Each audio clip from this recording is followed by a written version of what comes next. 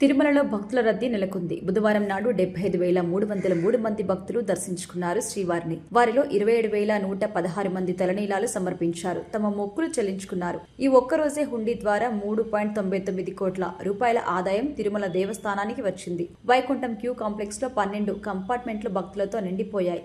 Token లేని సర్వదర్శన భక్తులకి స్వామివారి దర్శనానికి 15 నుంచి 17 గంటల టైం పట్టింది. కంపార్ట్మెంట్లు క్యూలైన్ లో ఉన్న వారికి టీటీడీ సిబ్బంది, శ్రీవారి సేవకులు అన్నప్రసాదం, అల్పాహారం, పాలు, మంచినీరు పంపిణీ చేశారు. ఈ మధ్య కాలంలో తిరుమలలో రీల్స్ చేయడం ఎక్కువైపోయింది. శ్రీవారి ఆలయాన్ని కూడా వదలట్లేదు. పండుగలు, విశేష ఉత్సవాల టైంలో శ్రీదేవి, భూదేవి, అమ్మవార్లతో కలిసి శ్రీ మలయప్ప స్వామివారు ఊరేగే అత్యంత పవిత్రమైన తిరుమాడ వీధులను కూడా రీల్స్ కోసం యూజ్ చేసుకుంటున్నారు. రీల్స్ కోసం వెలికి చేష్టలకి పాల్పడుతున్నారు. డాన్సులు చేస్తూ పవిత్రతను దెబ్బతీసేలా చేస్తున్నారు. వాటిని సోషల్ మీడియా ప్లాట్ఫామ్ పైన పోస్ట్ చేస్తున్నారు. అవన్నీ కూడా తాజాగా తిరుమల తిరుపతి దేవస్థానం దృష్టికి వచ్చింది. వాటిని తీవ్రంగా పరిగణలోకి తీసుకున్నారు.